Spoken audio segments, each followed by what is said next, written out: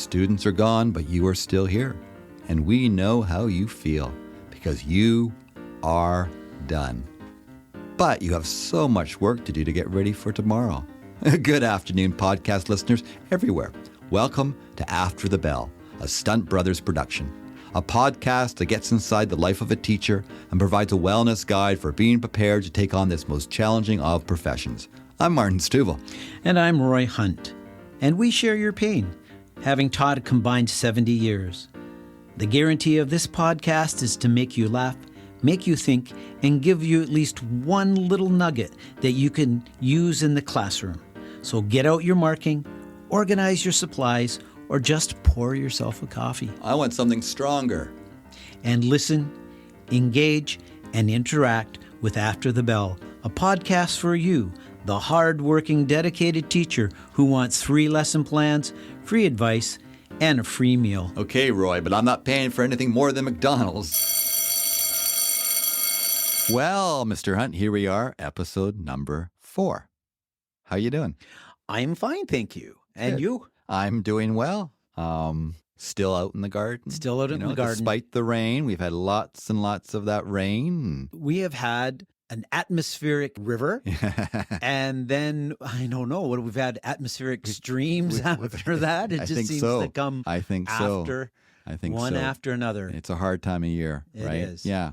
But, I did discover a new zucchini that I might plant next year. Yeah. Please tell. Yeah, it's the trumboncino zucchini, and it's probably your height, and it looks like a trumpet. So trumbo, I think it's the root word is to do with a trumpet. Okay. And I thought, this is a pretty cool looking zucchini. Why not add it to the repertoire? I don't know. I have a problem with my vegetables being as big as me. Well, sometimes my regular zucchinis, you could clobber someone with those, right? Yes. It's amazing. I do. Just listeners do know that I do grow other things. Okay. Many other things. Yes, you do. Yes, you do.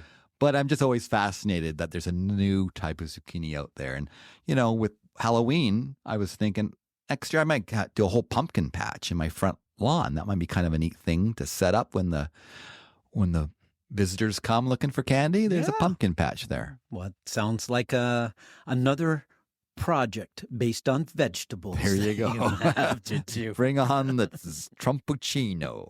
How about you? You been TLCing? I've been TLCing. One of the things I really value about the TLCing, other than, there is a financial reward to it. Yeah. It's just the opportunity to go into schools, to see the culture, talk to staff, see the kids. We don't get that as a teacher. We're in our school, and it's very rare that you get to even go to see another classroom, let alone going to another school, seeing how things are organized. And that's what I've really, really enjoyed. Wouldn't you say this profession is often actually quite lonely? Like it's a sense that people think, I may have 25, 30 students in my class, but I'm alone. I'm the only adult here.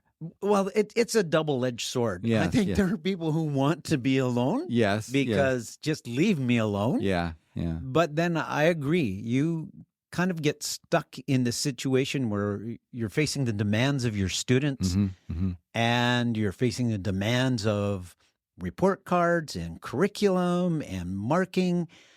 And that can really, based on your time management, that can really put you in a spot where you're pretty isolated from everybody. Yeah. And I think it goes back to our previous episode of our podcast about making connections, right? Making connections. Whether it's connections with the students, but in this job, it's important to discover all those other connections, the other parts of the community that are there to teach those children that you can connect with. You're not alone. You're not alone. And that is our theme for today's episode. That's right. Is that you may feel alone sometimes. Sometimes you want to be alone, but you also need to know you are not alone. You're not alone in this job.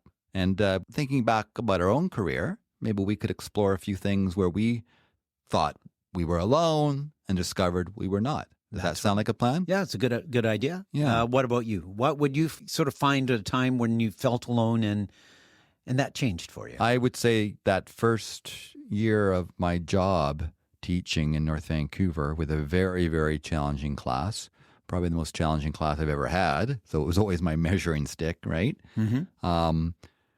I was in a portable, and at first I was kind of glad I was alone in a portable, because as teachers, we're always a little self-conscious, right?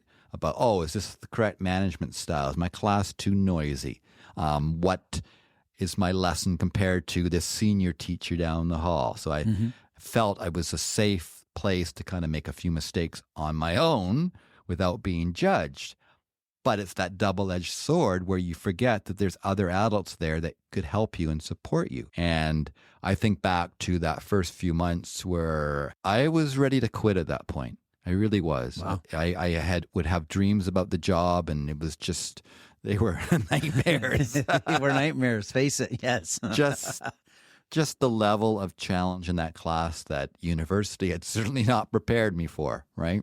And I did have this wonderful EA who I have remained in touch all these years in contact with. And I think she sensed, okay, he's near a breaking point. He needs some support here. So she said, I would stay home for 2 or 3 days. Your health is important, right? So take some time for your health, yourself. right? Yeah. And I did. And when I came back, she had reorganized my room, and some people would be offended by that, right? Like, a lot of people are like, what have you done? Yeah, but she had sensed that, I did like to have an organized room, but I didn't get a chance to stay on top of things. And she had done it in a way that really made sense. But the big thing was that organizing of my room to me was more of a metaphor for discovering that I was being supported by someone else. Right. And it opened my eyes to the fact that we're not alone. Right? We're not alone in this job. And I luckily found that out quite early. And I think that's where the trajectory of my career kind of started to take off. So that's my moment. How about you? Have you had a moment where you realized you were not alone? I'm going to say very early in my career in North Vancouver, I was teaching grade 7. And for the first time, right. And the fact that there were so many pieces, there were all the levels of the curriculum, and I had to be responsible for all of them. And there are some areas that I felt very comfortable with, and there are other areas where I go, oh, I need some work. Right. And one of the difficulties of that is how much work do you put into it, right? My Japanese is quite good, but my French, not so much. And I had to teach French to the grade 7s with no working language at all. Right. And so how much time do I put into that when I have so many other things? Yes. And I think that at the time, I didn't want anyone to know that I wanted to ask my administrator if I could teach my class Japanese instead. Why not? Why not? And that was a no-go. Yeah. So, but in talking with other staff members, I found very quickly that many of them felt the same way. And through the conversations that we had, I found out that we all had areas of expertise that were different. So there's a little lights going off in my head. This is when we were together at Dorothy Lannis? This is when we were... And I was teaching grade 7 and you were teaching grade 7. That's right. Oh, okay, good. Right. And so there were 4 of us teaching grade 7. And we sat down and we talked about it. And I shared... right, which was difficult. I shared my frustrations with areas that I thought I was doing well, right, and areas that I didn't think I was doing well. Yeah. But what happened in that moment that the 4 of us shared, and we found out that we could make it happen. So we looked at team teaching, we looked at platooning and how this would work. And we all felt comfortable, right? Saying what our strengths were, maybe areas that we would like maybe someone else could teach. Because it's not an easy thing to do. No. You have to be willing to accept someone else's approach to something. Right. So, and there are many teachers out there that I know that they hold on to everything because they want to make sure it's done the way their way and the way they want it done. And there's nothing wrong with that. No. But also I think there's smarter ways to do things. And there are ways to make you feel better or more on top of things. So in the end, I was able to teach science to all 4 classes. Yes. And science is my bag. Yeah, I love science. Yeah. And so that was worked out really well. You taught social studies, I and did. you were very And I was good at very it. happy to do that. And right? you were very happy to do Yeah, that. yeah. I think the other teacher offered to teach our French. Yes, we had our French covered. And I can't remember what the other subject I was. think it might have been health, right? Maybe health and career. Yeah, I believe so, yeah. But it worked out so well that we worked together, and there was a kind of a synergy of the four of us together. And the amazing thing about that is that connectedness that we had, that trickled down to our students. It does, right? Right. And so I was seen as a science teacher, and you were seen as the socials teacher, and there was continuity throughout what we taught. Yes. And I know definitely I was better for what happened. I felt more confident, and I felt less alone. I think we all did at that moment, right? We realized we weren't alone on this, right? And together, we could work together to make something that was bigger than the sum of the parts. Yes. And there are many parts. When you think many of the working parts to, there's the school, and then there's the administration. Right. Right. And within that administration, there's the staff. And then you've got your district. So there's all these working parts. Yes, so sir. I have an analogy for you. Okay. Roy likes his analogies. I do like my analogy. Yes. What do you And got? my analogy is, so it's teaching, and the teaching profession is a lot like the transmission of a car. Okay. Right. Then a transmission, when you think about it, transmission has thousands of parts. Okay. Right. So and if one part, what if it's an electric car? well, there's got to be thousands of parts. There still I has think to I be think there are some less kind of a parts in an transmission. electric car, but Well, even if there are fewer parts, right? The idea is in the transmission and the parts, they're all together okay. to move the car forward, Yeah, right? yes. So that transmission is an important part. So that means every piece that's in the transmission is an important part. And so the teaching and the administration and the support staff, those are all Parents, the trustees, all those parts. all of that. Yes. So that is my analogy, is that this is like a transmission of a car. Okay. And Right. how we're not alone because of And all how those we're not parts that alone I be- see. because of all of those parts. Okay, well, it's kind of like, okay, if we're into this analogies, how about, if you're an astronaut on the moon, right? You're always out there. Yeah, I am. yeah, I am. yeah. Absolutely. And you're this astronaut on the moon. You have a spacesuit, so don't get to me on my jumping out of a plane without a parachute. Okay. You have a spacesuit on. But that, I can imagine how lonely that must be, right? If Yes. you're out there, you might have one other astronaut there. But you didn't do it alone. Think That's of right. all the people behind Oh. you that made that possible way back in Mission Control, and the people that developed the rockets, and everybody else, all the way back to Werner von Braun, right?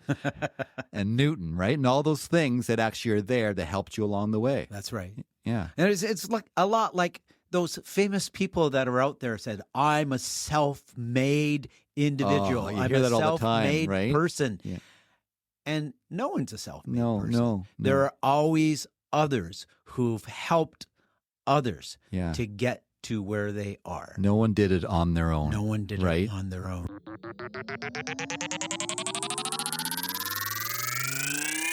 What's that sound? What's that sound?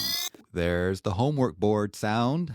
Time Yep. for homework. What's I going love on the there? homework board. Oh. Not just because there's homework on the Oh, homework board, homework. but there are other things on the homework board too. Okay. I don't think I did the homework. Yes, it looks like there are some things you didn't complete. But No. I'll tell you what. What? You could do a makeup project. Oh, good. Yeah. Yeah.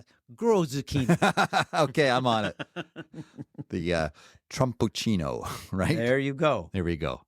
Now, how about sometimes instead of homework, we go on a Field trip. Yeah, I think it's time for another field It's trip. time for another field trip. I'm excited about this one. We are going to go see Kulvir Mann, who's an elected trustee here in North Vancouver, and one of the different partners that we've talked about that help you not feel so lonely in this job.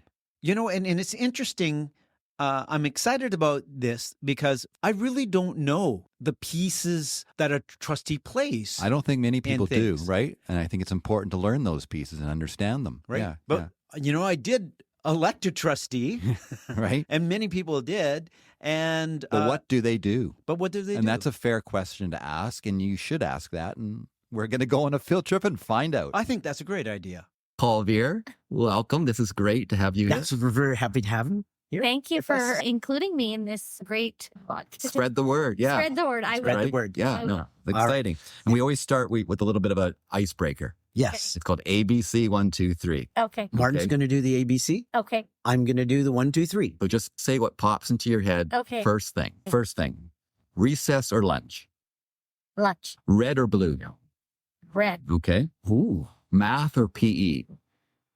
Oh, I like math, but I'll go with PE. Okay. Fiction or nonfiction? Ooh, fiction. Apple or banana? Banana. Who was your favorite teacher and why As a student. as a student?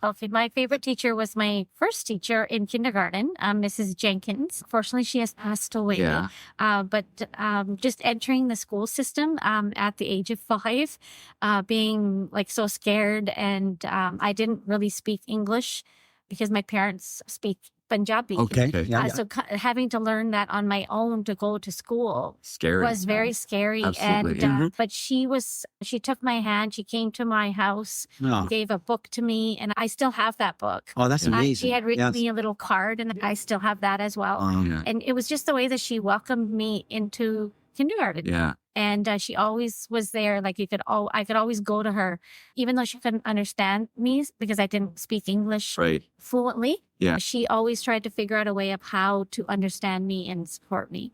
And so that's always sat with me. It's the power of that. It's the That's very Right. powerful. yeah. That- And so that adult that wasn't your parent. And I Yes. just Yes. find like I Yes. had a teacher from grade 4 and 5 who I've just reconnected. yes, And it's just to be able to tell her too. Yes. that Yes. yes. she shaped my life, actually. Yeah. You know? And I think the impact that the teacher has on you right from day one, Yeah.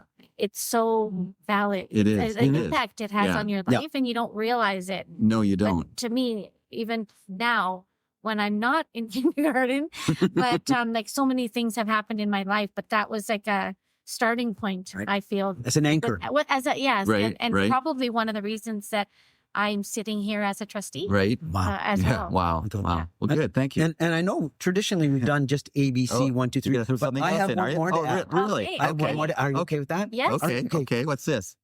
Roy or Martin? Can I pick both? yeah. Yes, you can. Yes, you Okay. can. No trick questions Okay. going No, forward. that's the only one. That's a tough one. Lots of tough ones. Phew. Okay. Okay. So, I Well, made it through that. thank you. So, how do you see your role as a trustee? My role as a trustee is to advocate for students and staff in the school district, Right. all students, regardless of, if they need extra supports, if they're on the football team, they're in the music program, whatever it is that they're doing, I want to be able to support them, but also to the staff. Do they have the right programs, resources that they need for those programs? Right. Do they have the mentorship that they might need in their classroom? Anything. Like I love visiting classrooms and making those connections with teachers of what's happening. Same with the principals and vice principals. They are setting the criteria for the whole school year and having that be functioning well.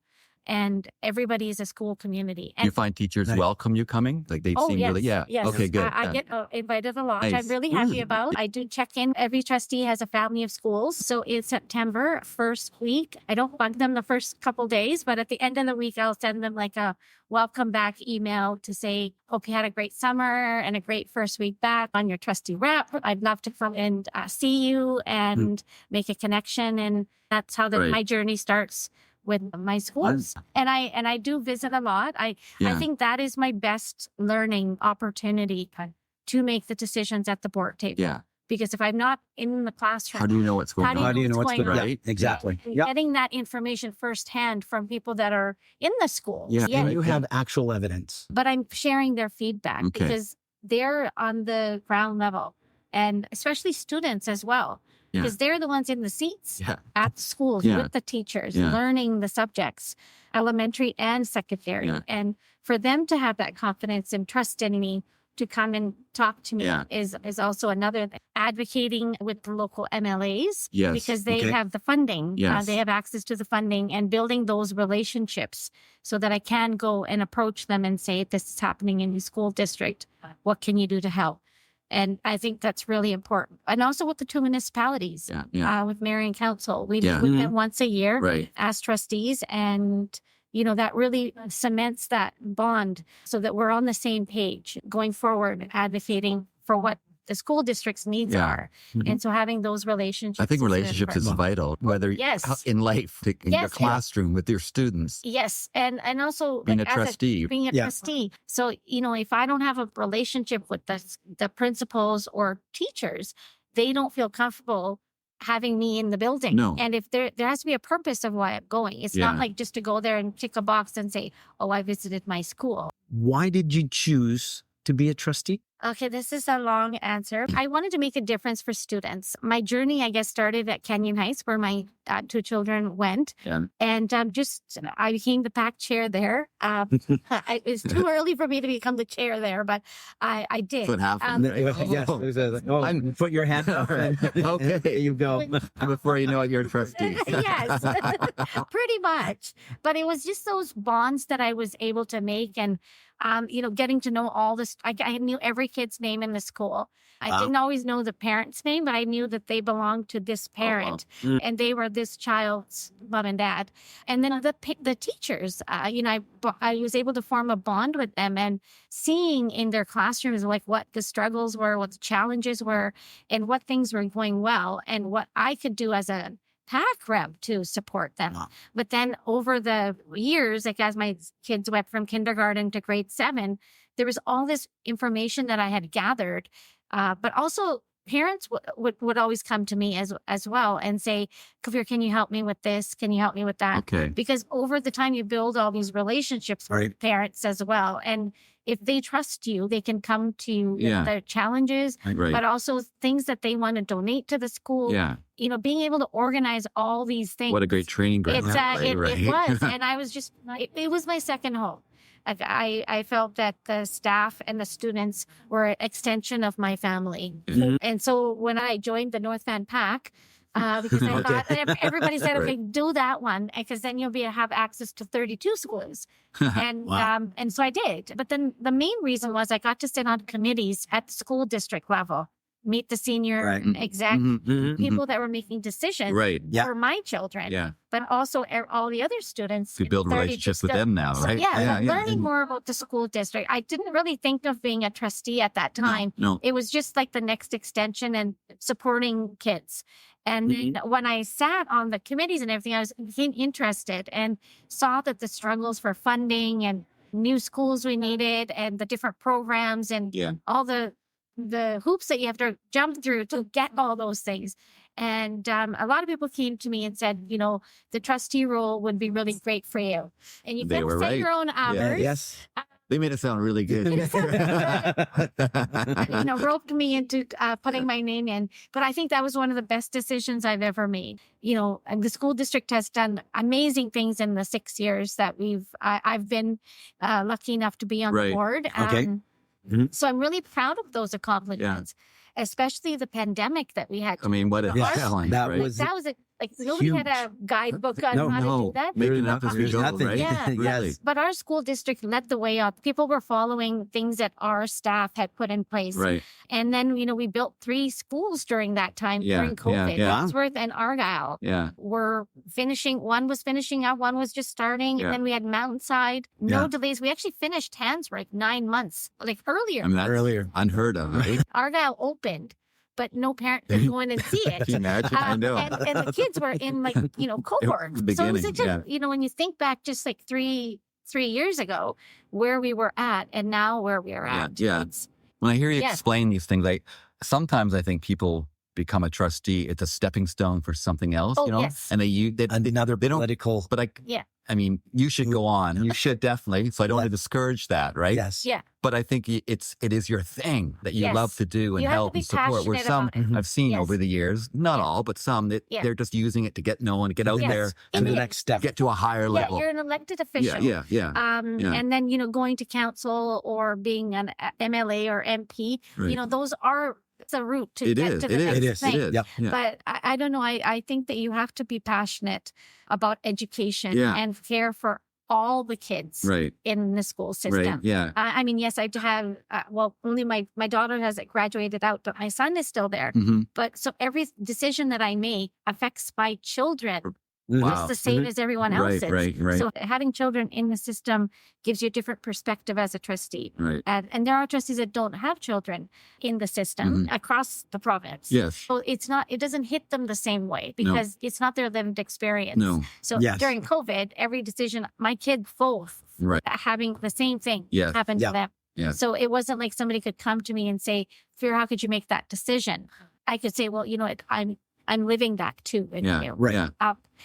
And knock on wood, no parent has ever come to me and would question what you did. You just have to have those discussions openly, Yeah, both that's right. sides. And show you listen. right. You listen. Yeah. Right? But eventually you have to make a decision. Eventually, you have to make a Yeah, decision yeah, that works for yeah. all the kids. Yeah. Like, it can't be about one section of kids Yeah. doing one particular program. Do you find it challenging sometimes that maybe some people do I believe complain or yes, and they weren't involved in the process or they didn't Yes. Right. understand what Yes. it took for you to get to that decision? correct, and Yeah. that happens sometimes during the year Yeah. with different things, like with the budget, like how we assign money to certain things. Right. We have a $240 million budget right Yeah. now. When I started, it was 190, Okay. and we only have 10% say. Right.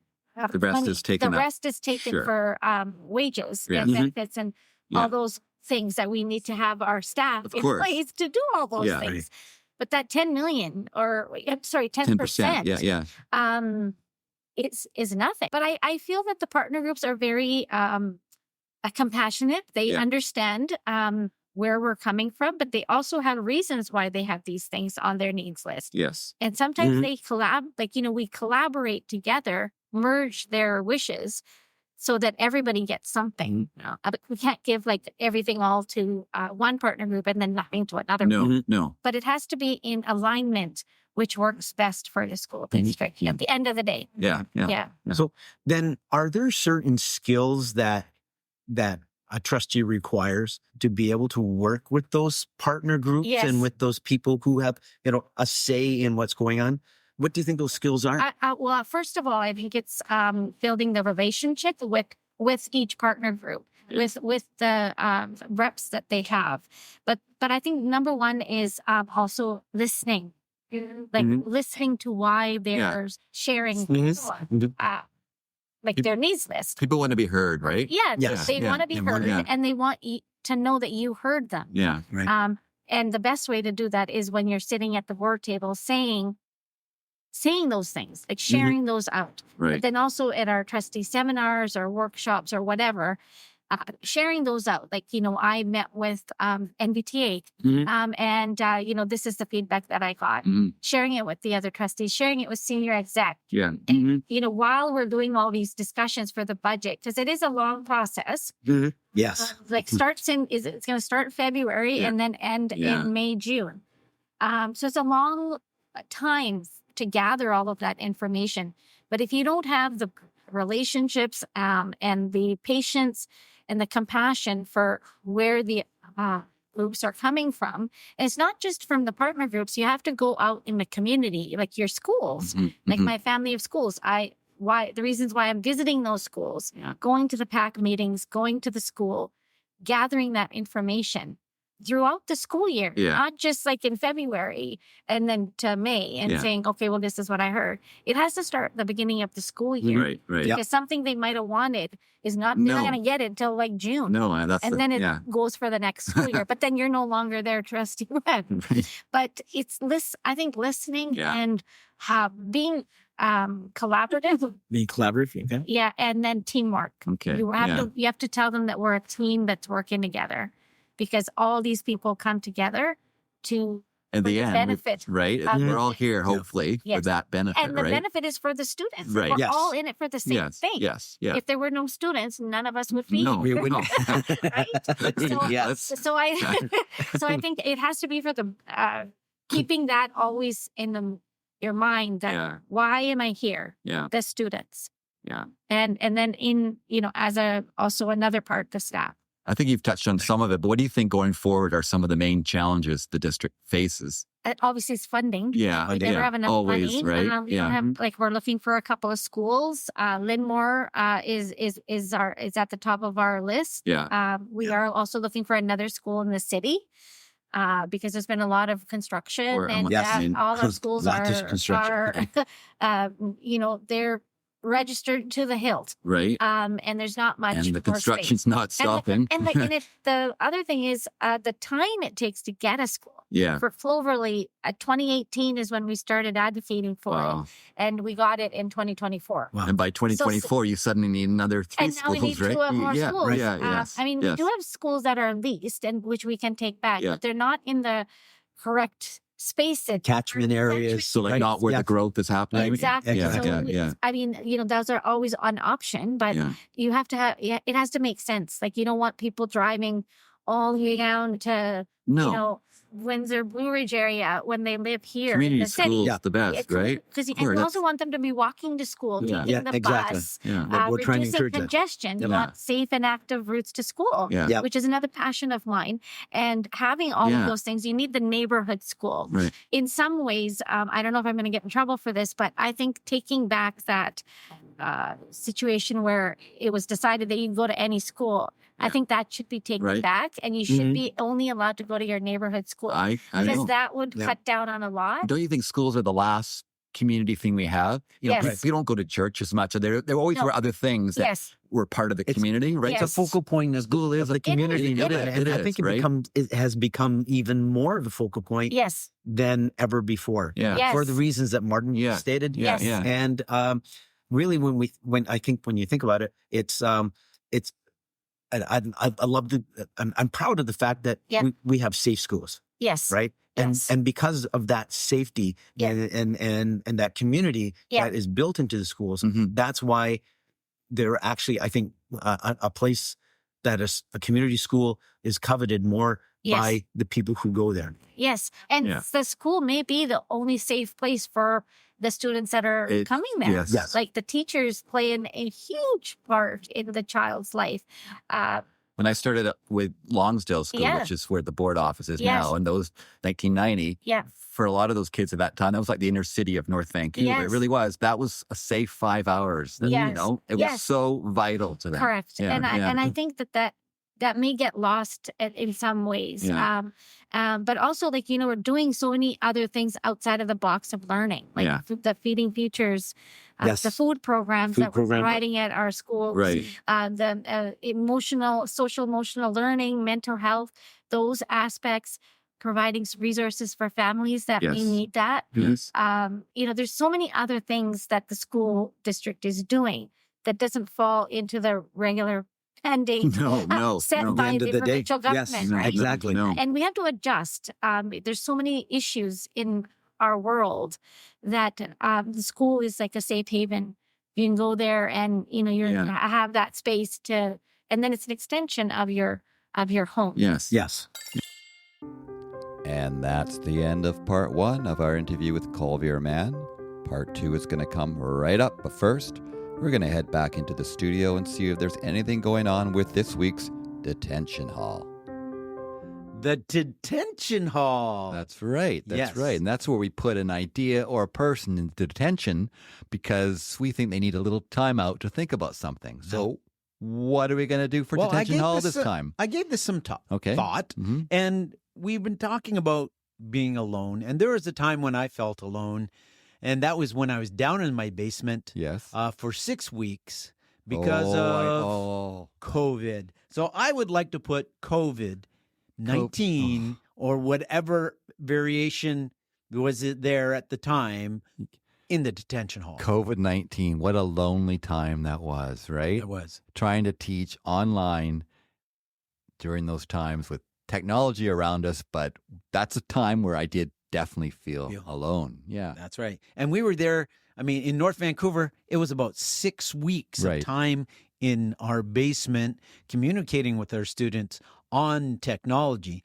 But other parts of North America, it was more like a year. Yeah, we were lucky. Parts of Canada, parts of the U.S. were up to a year, if not longer. And so our 6 weeks, as lonely as it was, I'm grateful that it was only 6 weeks. And during that time, we had to pivot quite quickly. Oh, we did. And so then all of a sudden, out of nowhere comes Zoom meetings, and then Zoom and Teams. Microsoft Teams. Oh. And then we had, does your microphone work? Right? Does your audio work? I can hear you, but I can't see you. That's Remember right. those moments, right? Yes. And then you could see people and you're like, oh, that's great. And you couldn't hear a thing, No. right? And that was happening within the school. Yeah. But then when we were down in the basement of our Teaching. homes teaching, then it was all of those layers of difficulties, right? Yes. And then you couldn't get someone to come in and take a look. No. And the whole idea of these meetings was to create a wellness connection, to see how families were doing, Right. to see how our students were doing. But there was no one in their home really to help them with the technology. No, it really exposed kind of the inequity in technology. Yes. Because some had it, some do not have the technology. And some didn't have access at all, or said, No. I can't use it right now because my dad's using it for They're work. at home working because they're going through the Yes. same thing, right? And then there were all of those things, and the connecting with the students when you couldn't see them, and then there was the concern. All right, I saw half my class today. Now I have to somehow connect with those other students who I did not see or could not hear, because it was a wellness check, Right. which was so important. so important. And then you'd call them and they'd say hello, and all of those things that just created layers, I believe, of anxiety for the students, Mhm. frustrations and isolation for the teachers. And It was a lonely time in the end. I think it was lonely for the students, yes, and it was lonely for teachers. And our theme of today has been, you're not alone, but that's why this would be a moment where I think we put COVID-19 into the detention hall. never to be seen again, I hope. Yes. And now, back to part 2 of our interview with Kulvir Mann, a school trustee in North Vancouver, Canada. If money wasn't an issue, is there one thing that you wish the school district would be able to put more money into? I think the main thing would be for students that need extra supports. Okay. Because EAs and counselors and, Indigenous students, Yes. we want the grad rate to be increased and them to be also feel a sense of belonging in our schools. I think those would be my top 3.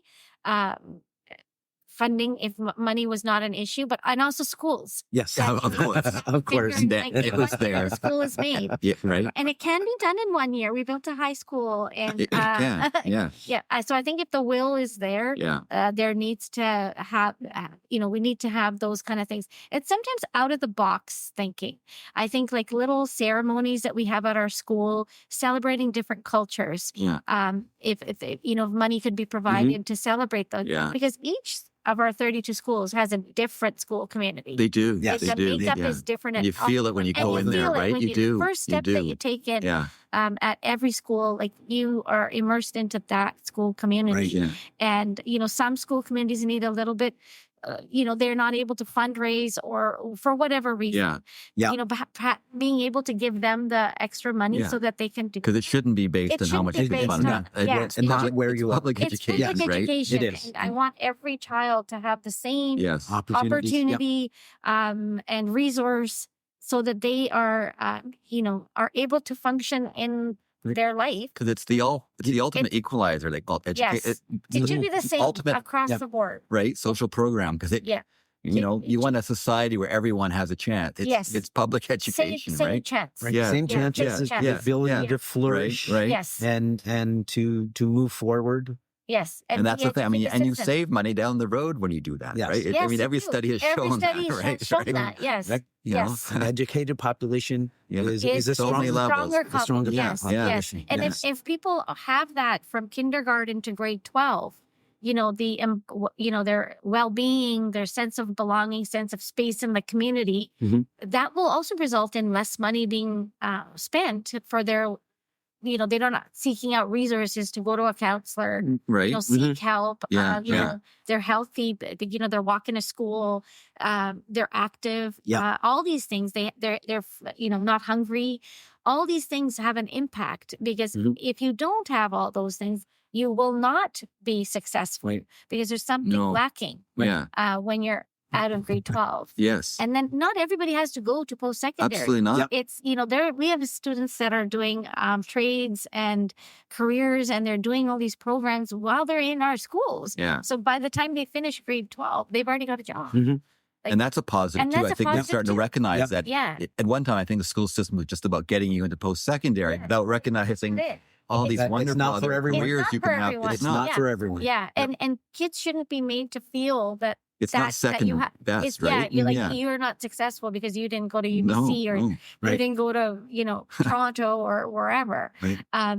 You're successful because you graduated. Yeah. You graduated. And now you have your whole life is ahead of you. All those But opportunities. you have that confidence and self-esteem in you that I can do whatever I want. And that's one of the things Martin and I have often talked about. Yeah. It takes a community. Yes. Right. And there's all those layers that we've talked about access to food, about feeling safe. It just creates layers and layers like in a veneer. Yes. And then it just it's a strong foundation to come from. And if you have that strong foundation, then you're willing to make those steps forward because you're well anchored. And I think that's what we're really working for. And not just in the school, but also in the community. Like you have all these opportunities in the community to volunteer, to join a board or join a committee or, get involved in your community, what is happening and taking those resources for your family, for your friends, or people you don't even know. But having that knowledge and sharing it, it makes a difference. And it's because of that. Like sometimes I think teenagers get such a bad rap. Like when I see anybody come and do a presentation for the school district and hear teenagers today are amazing, right? And I think they have way ahead of us. And I think we need to celebrate that. And they have so much to deal with right now with social media and all those things that we have to support them with. But it's a level that I don't think it was there when we were in school, right? Nothing. I don't have anything to compare to it. No, we don't. They dazzle me sometimes. And I've never had that right? either. But I think that's another thing as a trustee, to have that opportunity to have access to students through the district student leadership committee. Yeah. I think that is my favorite committee that I attend. No offense to the other committees. But it's like, that calendar committee, is that your favorite? Well, that one only has two meetings and then we're done.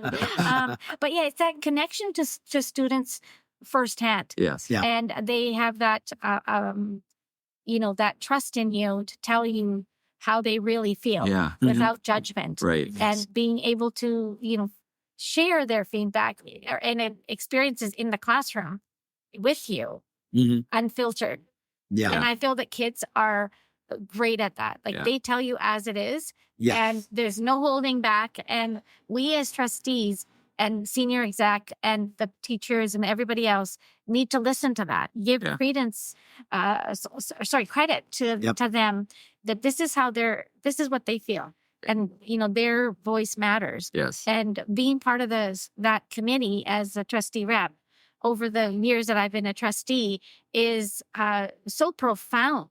And the relationships that I've built with the kids, I think they're very special. Like I view them as my own children when they're, so honest with me and sharing things, and when they accomplish something or they get a scholarship. You just feel so proud, right?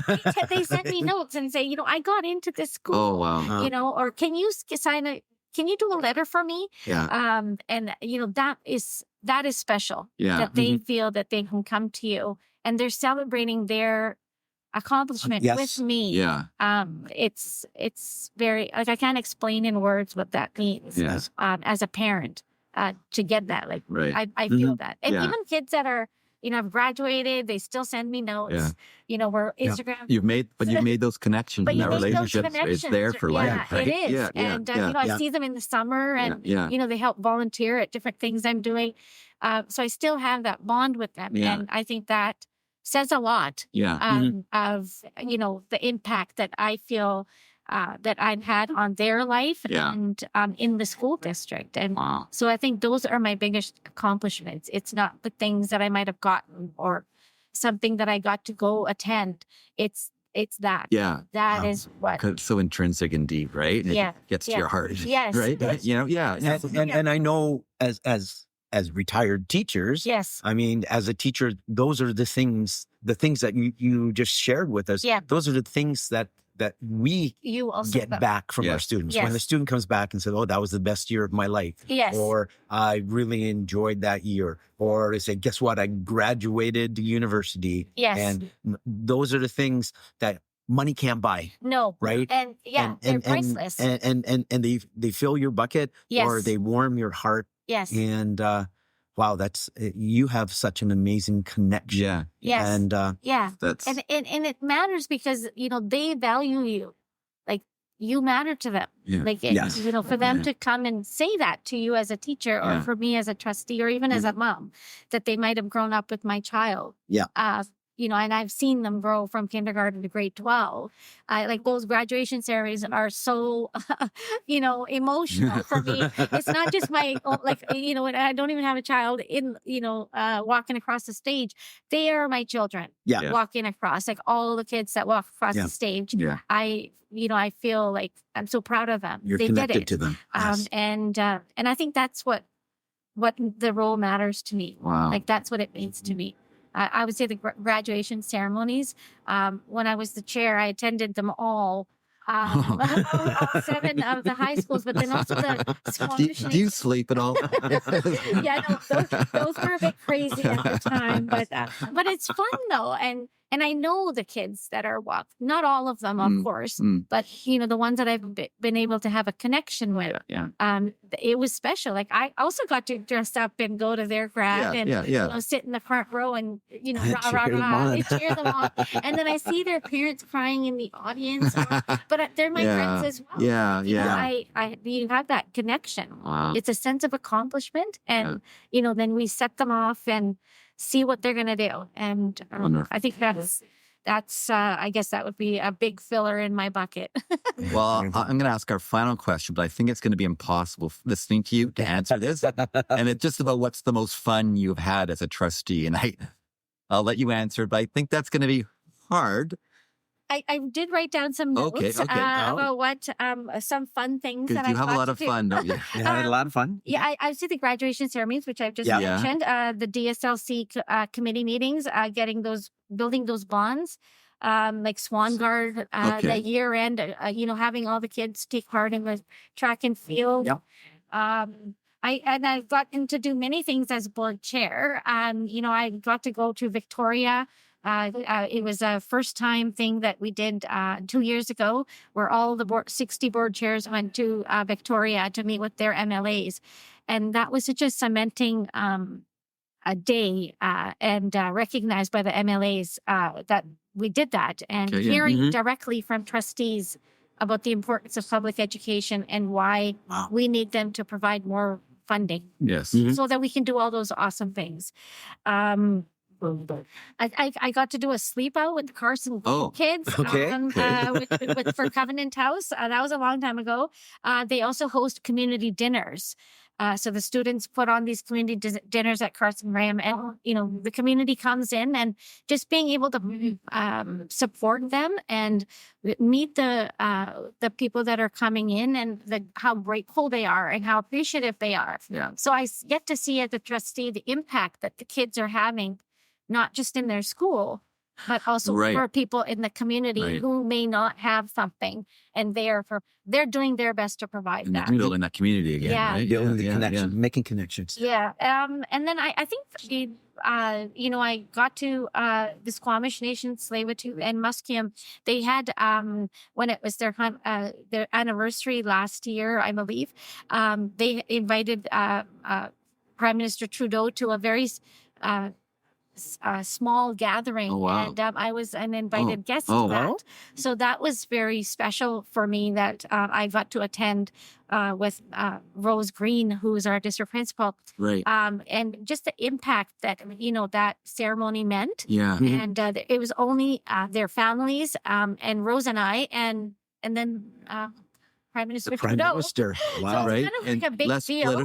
Yes. Right? It wasn't But this it wasn't political about, thing where you're trying but to he wasn't- impress someone, right? But it wasn't about him. He was just there. Yes. But he didn't, it wasn't like all the accolades that come with it. It was just a small, very special ceremony. Okay. And I was just happy to be a part of that. Wow.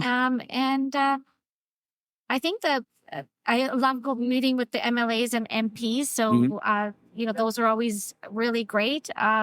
I appreciate the support that they've given Yes, me as a trustee. And then lastly, I think it's just the school district staff, just having that opportunity that I've had for the privilege of being a trustee.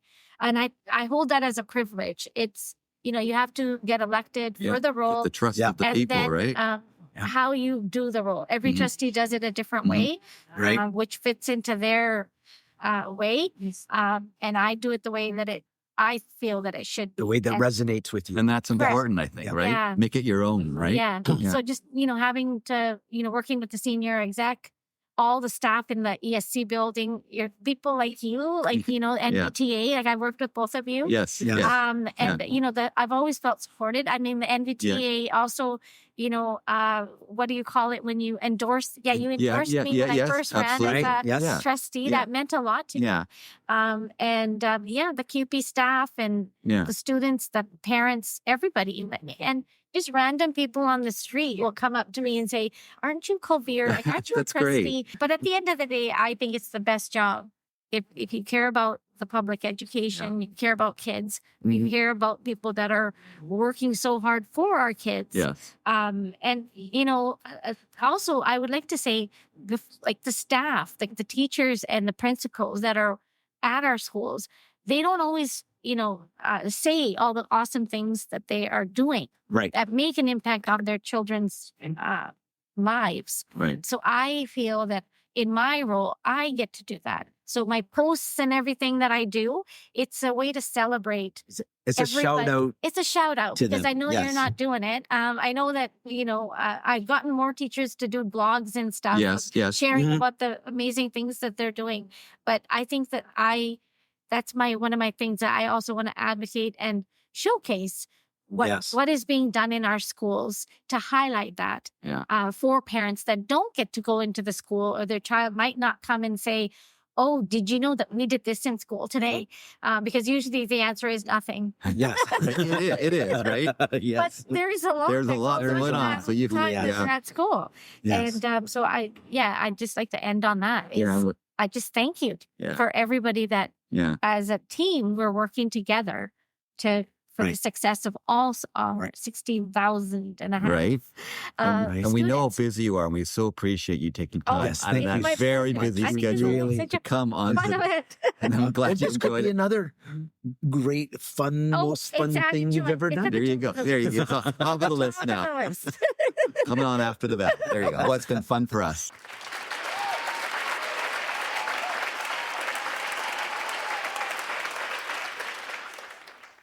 Well, Mr. Hunt, what a wonderful interview that was with Kulvir Mann. Yeah, I love the passion that she shared with us. And there are things as a role of a trustee that I didn't even know about. And like I said, I helped elect her. So it's kind of nice now to know what she does. what she does. Yeah, and I hope our listeners learned a lot from it too. And there's the rear view mirror sound. Yes, the rearview mirror, where we take an opportunity to look at things that happened in the past in education and often bring a current view of that. Yeah, and I think because we've been talking about loneliness and being alone in this profession, it got me thinking about the one-room schoolhouse. Yes. Right? There's another example where you're not online, but it was you alone in that schoolhouse with often from kindergarten to grade 12, right? That's right. And I was actually reading an article by a woman who, her name is Mary Lou Phoenix, and the article was from Digest Canada, and she taught in a one-room schoolhouse in West Lorne, I think it was. I had never heard of the place. West Lorne. Oh, yeah. That's my mother's stomping ground. Oh, really? She was born it's in Ontario, that right? rural area Okay. in Ontario. Okay. Interesting. Yeah. Wow. And she talked about, she said, and I'll read what she said about when the inspector would come. This was in the 50s, so it's, one of the last places that still had one-room schoolhouses. Mm-hmm. And she writes that one of the most nerve-wracking times was when the inspector made his yearly visit to see if my teaching was up to standard. All the children were admonished to be very attentive and to think before they answered, and I do not recall any bad reports of my instruction. But looking back, I'm amazed at how frightened we all were, teacher and students alike.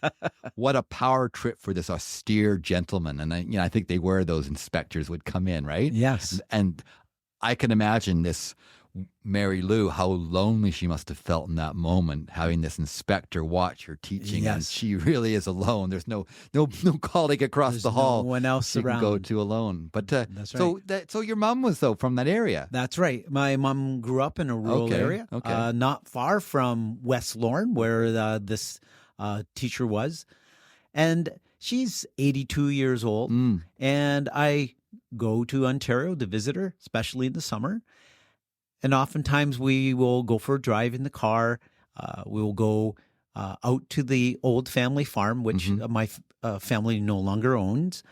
And we always would drive after the family farm. We would always drive to her old one-room school. Oh, wow. And at 82, she has these fond memories of, which I find really strange, fond memories of walking. And I know it's well over 1.5 kilometers to school. In my day. Yes. And she would really walk did. there and back. And I imagine there were times when she would get a ride, maybe back from school or to school. Maybe the neighbors would support each other. I don't know.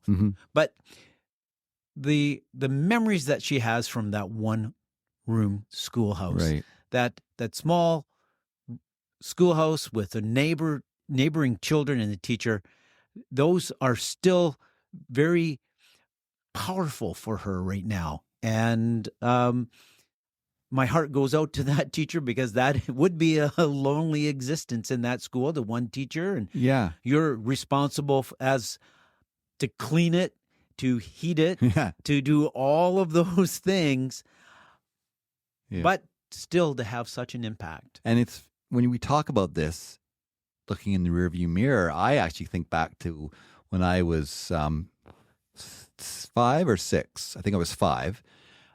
It was not a one-room schoolhouse, but my mom had to go back to Cambridge in England because her mother was dying of cancer. So we went back there for 6 months so my mom could support my grandmother.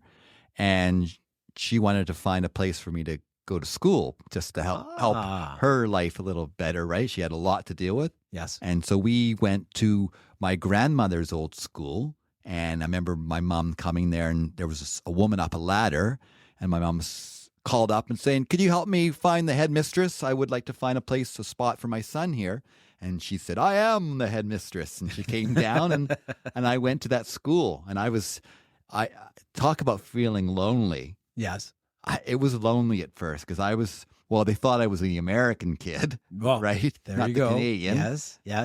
And I had to go to that school being so young. And I remember even there was a cafeteria or a canteen or whatever you'd eat at lunchtime. And I can remember this very large woman who kind of ran the canteen, rosy cheeks, apron.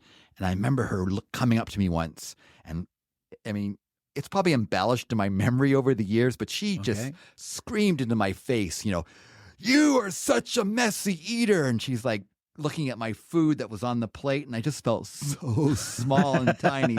And here I am 5. That's 53 years ago. I can still remember that feeling of loneliness. Yes. But in the end, actually, I remember making a friend with a little boy named Andrew, which actually was my brother's name as well. And I remember them all giving me a little party when I had to leave. I wasn't lonely at the end. You weren't lonely. I made those connections in the end, and that just fits perfectly for our theme. This podcast is organic, taking shape with each episode. Building resiliency for teachers everywhere. That sounds great. And our website is stuntbrothers.ca. That's stuntbrothers.ca. We will chat again after the bell.